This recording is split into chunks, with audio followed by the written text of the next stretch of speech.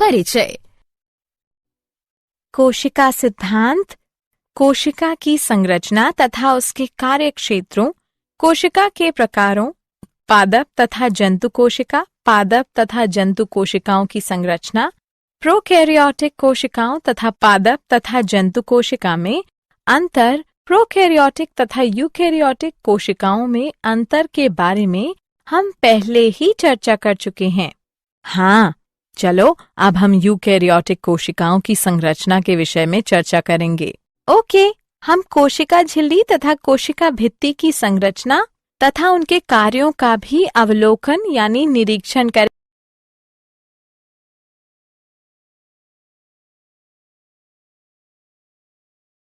उद्देश्य। इस पाठ के अंत में आप निम्न करने में सक्षम हो जाएंगे: यूकैरियोटिक कोशिका के गुणों को जानना, कोशिका झिल्ली के गुणों को जानना, कोशिका झिल्ली के कार्यों को समझना, कोशिका भित्ति के गुणों को जानना, कोशिका भित्ति के कार्यों को समझना,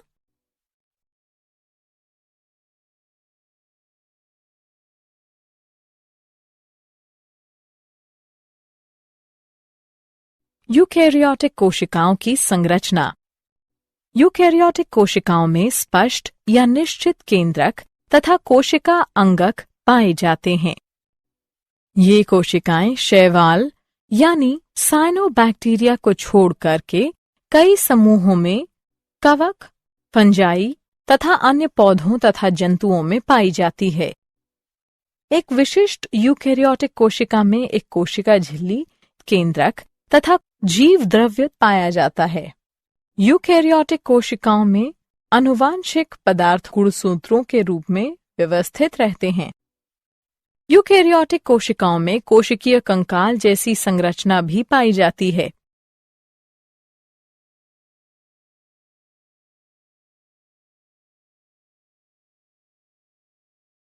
कोशिका झिल्ली के गुण। कोशिका झिल्ली को जीव द्रव्य झिल्ली भी कहते हैं। यह एक जैविक झिल्ली है जो कि कोशिका यानी जीवित कोशिका के आंतरिक भाग को बाह्य वातावरण यानी निर्जीव परिवेश से पृथक करती है।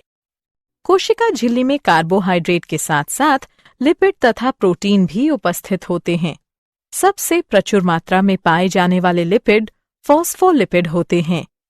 झिल्लियों में लिपिड तथा प्रोटीन के अणु असहसंयोजक बंधों द्वारा जुड़े होते हैं।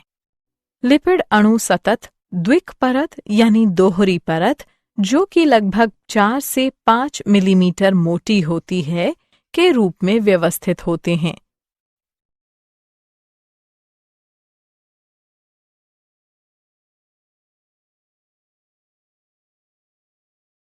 तरल किरमीर नमूना। तरल किरमीर नमूना जैविक झिल्लियों में फॉस्फोलिपिड तथा प्रोटीन के क्रम की व्याख्या करता है, जो कि 1972 में S.L. सिंगर तथा जी. निकोलसन ने प्रतिपादित किया था। जैव झिल्लियां 2 विमीय तरल द्रव्य के रूप में मानी जा सकती हैं, जहां सभी लिपिड तथा प्रोटीन अणु कम या अधिक आसानी से विसरित होते हैं। लिपिड झिल्ली के अंदर व्यवस्थित होते हैं, जिनका जल स्नेही ध्रुवीय सिरा बाहर की ओर व जल भीरू पुच्छ सिरा अंदर की ओर होता है। इससे सुनिश्चित होता है कि संतृप्त हाइड्रोकार्बन की बनी हुई अध्रुवीय पुच्छ जलीय वातावरण से सुरक्षित रहती है। लिपिड दोहरी परत जल स्नेही यानी हाइड्रोफिलिक सिरे तथा जल भीरू हाइड्रोफोबिक पुच्छ का विन्यास ध्रुवीय अणुओं, उदाहरण अमीनो अम्लों, न्यूक्लिक अम्लों, प्रोटीनों, कार्बोहाइड्रेटों तथा आयनों के विसरण द्वारा झिल्ली के पार जाने को रोकता है, किंतु सामान्यतः जल भीरू हाइड्रोफोबिक अणुओं के निष्क्रिय विसरण की अनुमति देता है।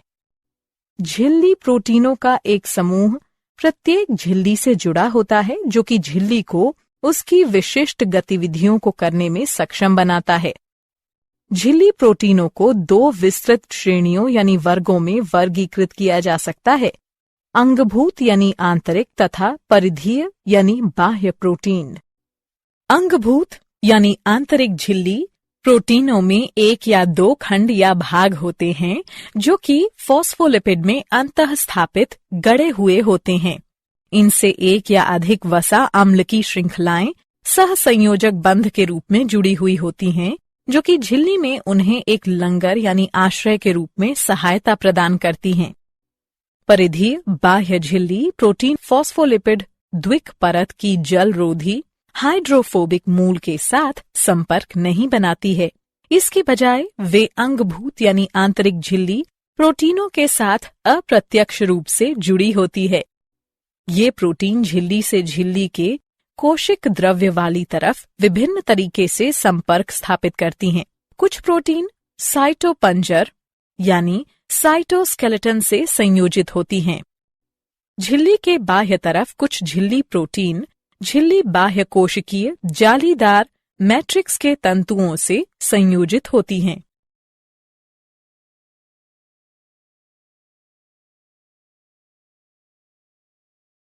कोशिका झिल्ली के कार्य।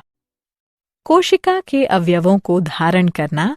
कोशिका झिल्ली अर्धतरल जीव द्रव्य अवयवों को धारण करती है। वैयक्तिकता पृथकत्व। जीव द्रव्य कला कोशिका के आकार तथा वैयक्तिकता को बनाए रखती है। सुरक्षा।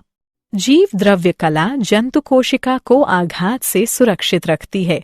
अतिरिक्त सुरक्षा तथा सहारे के लिए पादप कोशिका में जीव द्रव्य कला के ऊपर एक भित्ति पाई जाती है। अंगक। कोशिका झिल्ली अनेक उपकोशिकीय संरचनाओं या अंगकों जैसे केंद्रक, सूत्रकणिका, माइटोकॉन्ड्रिया, लवकों यानी प्लास्टिड्स, गोल्जी उपकरण, अंतद्रव्यी जालिका, सूक्ष्मकायों, माइक्रोबॉडीज आदि की सीमा निर्धारित करती है। कोशिका पहचान। ग्लाइकोलिपिडों तथा ग्लाइकोप्रोटीनों की सहायता से कोशिका झिल्ली समान कोशिकाओं को असमान कोशिकाओं से बाहरी तत्व तथा ऊतकों को अन्य पदार्थों में अंतर करने में सक्षम होती है। कोशिका पहचान ऊतक निर्माण तथा सूक्ष्म जीवों से रक्षा करने में सहायक है। प्रतिजन। कोशिका झिल्ली में प्रतिजन पाए जाते हैं जो कि रक्त समूह, प्रतिरक्षा प्रतिक्रिया, प्रत्यारोपण की स्वीकृति तथा अस्वीकृति को निर्धारित करते हैं। कोशिका संधि जंक्शन। ये जंतु कोशिकाओं को एक साथ रखने में सहायक है। आच्छद आवरण। जीव द्रव्य झिल्ली पक्षमाभ तथा कशाभ के चारों तरफ आच्छद यानी आवरण बनाती है। सूक्ष्मांकुर। ये झिल्ली का बहिर्वलन होते हैं जो कि अवशोषण को बढ़ाने में विशेषीकृत होते हैं। कोशिका द्रव्यीय सेतु। जीव द्रव्य तंतु प्लाज्मोडेस्मेटा तथा गैप संधि जंक्शन निकटवर्ती कोशिकाओं के मध्य कोशिका द्रव्यीय सेतु का निर्माण करते हैं। परासरण। यह झिल्लियों में उपस्थित विशिष्ट जल चैनलों की उपस्थिति के कारण होता है। एंडोसाइटोसिस। झिल्ली पुटिकाओं के विकास के कारण पदार्थ का अंतर्ग्रहण या एंडोसाइटोसिस होता है। एक्सोसाइटोसिस। यह एंडोसाइटोसिस के ठीक विपरीत होता है। इसमें अपशिष्ट उत्पाद तथा स्रावी पदार्थ कोशिका से बाहर त्याग दिए जाते हैं। अंतर कोशिका संचार। जीव द्रव्य झिल्ली एक लचीली सीमा बनाती है। यह कोशिकीय अवयवों को सुरक्षा तथा कोशिका संरचना को सहारा प्रदान करती है। भौतिक बाधा यानी रोक। फॉस्फोलिपिड द्विपरत कोशिका के आंतरिक तत्वों को कोशिका के बाह्य तत्वों से पृथक यानी अलग करती है। चयनात्मक पारगम्यता। यह झिल्ली द्वारा आयनों, पोषक तत्वों तथा अपशिष्ट अणुओं के प्रवेश तथा निकास को नियंत्रित करती है।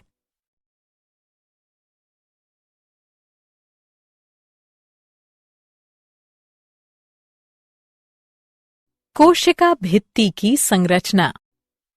कोशिका भित्ति सख्त यानी कठोर तथा प्रायः लचीली होती है, लेकिन कभी कभी कुछ प्रकार की कोशिकाओं के चारों तरफ यह एक उभरी हुई परत बनाती है। यह कोशिका झिल्ली के बाह्य यानी बाहरी तरफ स्थित होती है तथा इन कोशिकाओं को संरचनात्मक सहारा तथा सुरक्षा प्रदान करती है। यह निस्यंदन यंत्र के रूप में भी कार्य करती है। यह पौधों, जीवाणुओं, कवक यानी फंजाई, शैवाल, कुछ जंतुओं तथा प्रोटोजोआ में पाई जाती है। कोशिका भित्ति का मुख्य संरचनात्मक घटक सेलुलोज होता है, जो कि हजारों शर्करा की इकाइयों की एक श्रृंखला है। सेलुलोज के साथ साथ कोशिका भित्ति में pectin, hemicellulose, lignin, suberin, cutin, protein, वसा इत्यादि भी पाए जा सकते हैं।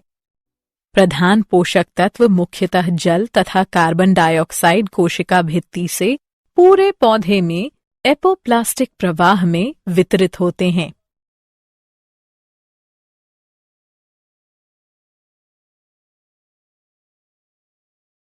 मध्य पटलिका। पादप कोशिका भित्ति को 3 क्षेत्रों में विभक्त किया जा सकता है।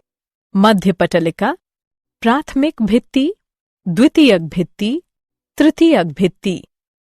कोशिका भित्ति की सबसे बाह्य परत या अंतरकोशिक संरचना, जो 2 निकटवर्ती पादप कोशिकाओं की भित्तियों को पृथक यानी अलग करती है, उसे मध्य पटलिका कहते हैं।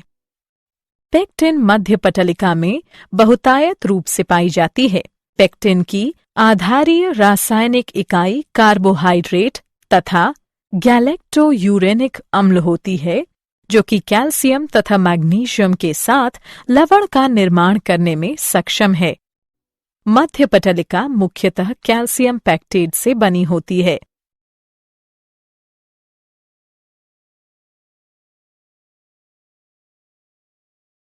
प्राथमिक भित्ति। एक पौधे की प्रारंभिक भित्ति ही प्राथमिक भित्ति होती है, जो कि मध्य पटलिका के भीतर यानी अंदर पाई जाती है। प्राथमिक भित्ति मध्य पटलिका की दोनों सतहों पर विकसित होती है। प्राथमिक भित्ति सेलुलोज, हेमीसेलुलोज, पेक्टिन तथा लिनिन से मिलकर बनी होती है। अधिकतर पादप कोशिकाओं की प्राथमिक भित्ति अर्धपरागम्य होती है, जो कि 30 से 60 किलो डाल्टन वाले छोटे अणुओं अथवा प्रोटीनों को ही पार जाने की अनुमति देती है।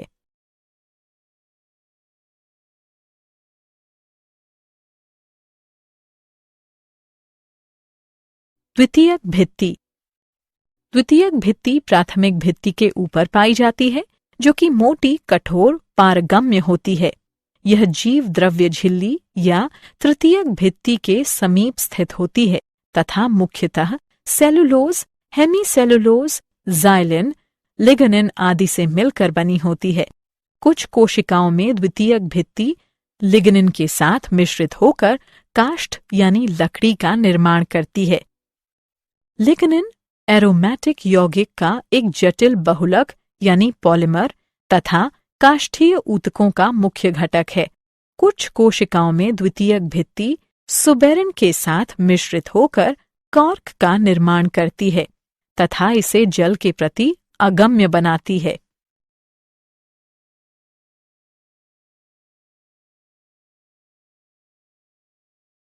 तृतीयक भित्ति। वाहिनिकाओं में तृतीयक भित्ति द्वितीयक भित्ति के नीचे स्थित होती है। तृतीयक भित्ति एक विशेष जाइलिन युक्त भित्ति परत है, जो कि कुछ जिम्नोस्पर्म की तन्य काष्ठ में द्वितीयक भित्ति के अंदर जमाव से निर्मित होती है। तृतीयक भित्ति रासायनिक तथा रंजन दोनों द्वारा विभेदित होती है।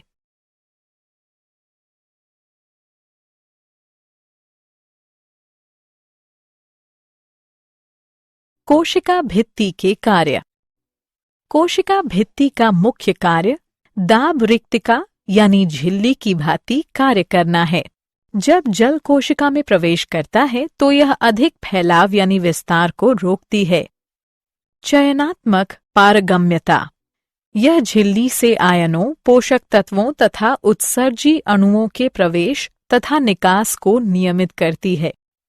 यह पादप कोशिका की आकृति को निर्धारित करती है तथा कोशिकाओं के शुष्कीकरण को भी रोकती है।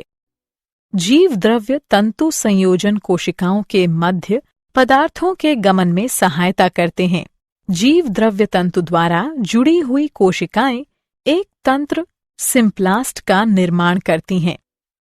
कोशिका भित्ति पादप कोशिका को फूलने यानी सूजने की अनुमति देती है। जैसे ही परासरण द्वारा जल रिक्तिका यानी झिल्ली में प्रवेश करता है, पादप कोशिका फैल जाती है। कोशिका भित्ति इतनी मजबूत यानी दृढ़ होनी चाहिए कि वह इस विस्तार को नियमन करती हो तथा कोशिका को सूजने या फूलने से बचाती हो। पुराने कोशिका भित्ति कणों के ऊपर नए कणों का जुड़ना अभिस्थापन कहलाता है। यह कोशिका को सहारा देने के लिए यांत्रिक शक्ति प्रदान करता है। सेलुलोज सूक्ष्म तंतु बहुत मजबूत होते हैं। ऊतकों जैसे जाइलम में लिग्निन के जुड़ने से मजबूती को बढ़ाया जा सकता है। कोशिकाओं जैसे कोलेनकाइमा में कोशिका भित्ति में यांत्रिक शक्ति को बढ़ाने के लिए अतिरिक्त ग्लूकोज जुड़ जाता है।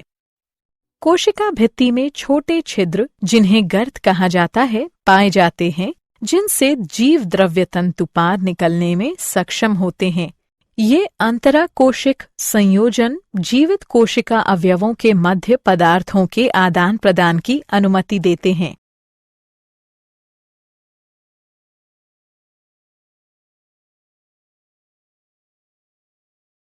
क्या आप जानते हैं 1855 में नागेली तथा क्रेमर ने कोशिका झिल्ली शब्द प्रतिपादित किया।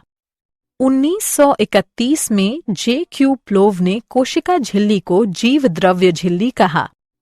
1935 में डैनियल तथा डावसन ने जीव द्रव्य झिल्ली का सैंडविच मॉडल प्रस्तावित किया था, जिसके अनुसार जीव द्रव्य झिल्ली प्रोटीन लिपिड द्विपरत प्रोटीन सैंडविच है। 1959 में जे. डेविड रॉबर्टसन ने सभी जैव झिल्लियों को इकाई झिल्लियां कहा था।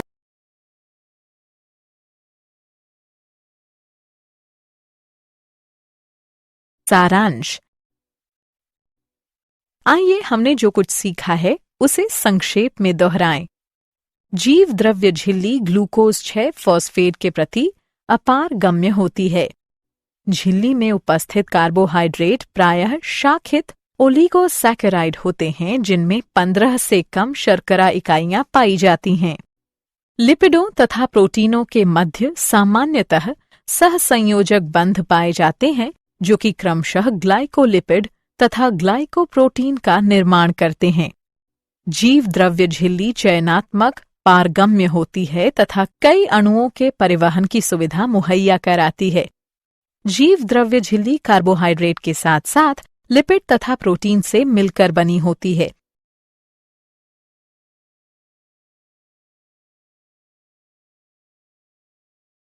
लिपिड झिल्ली के अंदर व्यवस्थित होते हैं, जिनका जल स्नेही ध्रुवीय सिरा बाहर की ओर व जल भीरू पुच्छ सिरा अंदर की ओर होता है।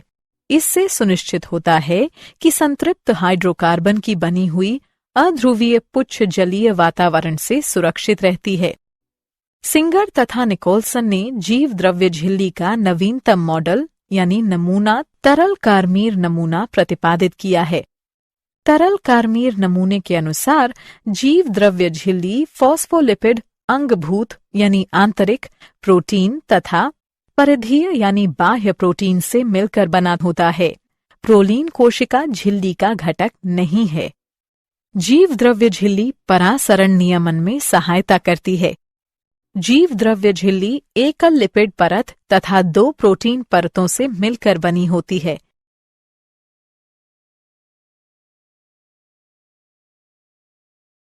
कोशिका झिल्ली में प्रोटीन P तथा लिपिड L का सही क्रम PLLP होता है।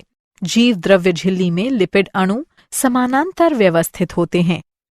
ग्लाइकोलिपिडों तथा ग्लाइकोप्रोटीनों की सहायता से कोशिका झिल्ली समान कोशिकाओं को असमान कोशिकाओं से बाहरी तत्व तथा ऊतकों के अन्य पदार्थों में अंतर करने में सक्षम होती है।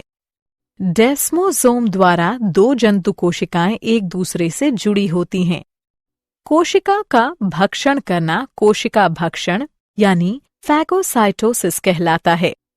जीव द्रव्य झिल्ली पर ग्राही उपस्थित होते हैं, जो कि संदेशों या सिग्नलों की पहचान तथा प्रतिक्रिया करते हैं। जीव द्रव्य झिल्ली एक लचीली सीमा बनाती है। यह कोशिकीय अवयवों को सुरक्षा तथा कोशिकीय संरचना को सहारा प्रदान करती है। फॉस्फोलिपिड द्विपरत कोशिका के भीतर तथा बाहर के तत्वों को पृथक करती है।